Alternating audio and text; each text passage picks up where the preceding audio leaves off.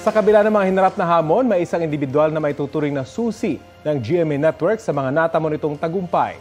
Si Attorney Felipe L. Gozon o mas kilala bilang FLG.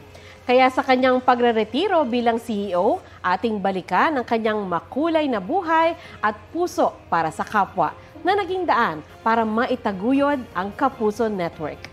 Balitang hatid ni Marizu Mali. Mula sa pagiging maliit na radio station hanggang sa maging full-fledged TV station at mula sa Rainbow Satellite naging kapuso ng bawat Pilipino. Kapuso, ano ang kulay ng buhay? At ngayon, ang GMA ang kinikilalang nangunguna, pinakamalaki, pinagkakatiwalaan at most awarded multimedia network sa Pilipinas. Hindi ito magiging posible kung wala ang tatlong importanteng letra. Yan ay ang FLG. Ang initials ni Felipe Lapuz Gozon, ang chairman at outgoing chief executive officer ng GMA Network Incorporated. Sinong mag-aakalang ang batang ito mula sa Malabon magiging isang higante sa industriya ng broadcast media? 1974 nang kanyang bilhin ang isang naghihingalong TV station mula kay Bob Stewart, kasama ng kanyang partners na sina Gilberto Duavit Sr. at Menardo Jimenez. Taong 2000 nang formal na maging CEO ng GMA si Gozon. At sa ilalim ng kanyang pamumuno, nalikha ang ilan sa pinakamalaki, pinakatumatak at pinaka-top rating na programa sa kasaysayan ng Philippine television. Gayon din ang mga pinaka-award-winning newscasts at public affairs programs. Kabilang dyan ang 4 na prestihiyosong George Foster Peabody Awards na tanging GMA pa lamang ang ginagawaran sa Pilipinas. When I took the helm of the GMA in 2000, we were a far second among the Philippine TV stations. So I dreamed of making GMA #1 and rallied my team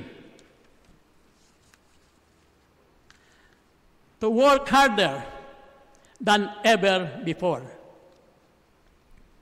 The rest is history. Sa ilalim ng kanyang liderato, pinalaki at pinalawak ang naabot ng GMA sa lahat ng panig ng bansa, pati na abroad, at sa internet at social media. Sa dunong at talent ng ating mga tao ay nararating natin kung saan tayo nahandoon ngayon. Walang ibang dahilan yan kung hindi yung mga taong bumubuo ng pamilya ng GMA. Sa pagiging #1, ang mas malaking hamon para kay FLG. To do even better than what we have been doing before. And that is to provide the kind of superior, responsible entertainment that we have to the public. And more importantly, to provide objective, unbiased, walang pinoprotektahan, walang kinikilingan na pagbabalita sa buong bansa. Sa kanyang pamumuno, nadala niya ang GMA Network sa iba't ibang tagumpay at naitawid din sa iba't ibang hamon. At ang kanyang laging sandigan, Stand for truth. Integrity and truth are what we live for in the media industry. We are committed to truth above all else. Sa pag-anunsyo ni FLG ng kanyang pagreretiro, hahalili sa kanya bilang CEO ng Kapuso Network ang kasalukuyang GMA President at Chief Operating Officer na si Gilberto R. Duavit Jr. Magsisilbi namang Executive Committee Chairman si Joel Marcelo G. Jimenez na Director ng RGMA Network Incorporated, Executive Committee Chairman and Director ng GMA New Media Incorporated at iba pang subsidiaries ng GMA Network. Mananatili naman Chairman of the Board si FLG at magsisilbing advisor ng kumpanya. Sa mahigit 2 dekadang pagiging CEO ni FLG, maraming naabot ang GMA.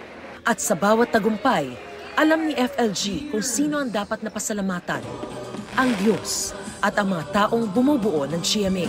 I have always said that our people are our best assets.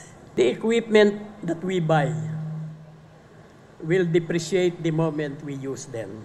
But the stories we create live in the hearts of our viewers and appreciate over time.